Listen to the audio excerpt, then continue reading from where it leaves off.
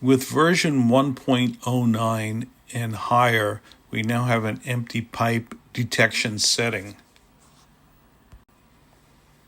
So here's the firmware version that I'm running right now, 1.09.01-01.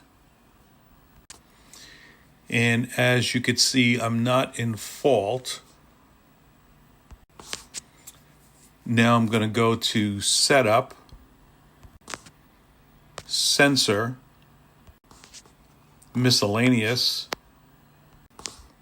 and Signal Validation Settings. And it's this threshold, the peak amplitude threshold, that determines if your pipe is empty or not. If you're familiar with the Model 1010, we had the empty pipe set. So for this meter, we have the peak amplitude threshold, which by default is set to 0. Now, if I navigate back to Maintenance and Diagnostics, go to Monitoring,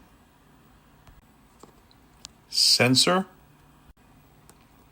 and take a look at the individual paths, and take a look at the peak amplitude. You can see I'm running about 9.5 dB. Now, if I was to set my empty threshold above this, that would put me into an empty state. Now, I went back into Setup, Sensor, Miscellaneous, Peak Amplitude Threshold. And just to illustrate this, I'm going to set it to 10. Although 0 seems to be the correct threshold in most cases, this is just to put the meter into an empty state, as an example. Now, where I was showing a flow rate before, I have an X. That's kind of like the F in the old 1010 meter. And if I look at the alarm, you get these alarms: measurement path, sensor, and measurement path. You'd have to go into each one to see what it says in detail.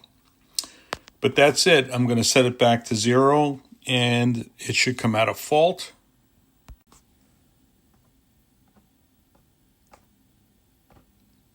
Set back to 0.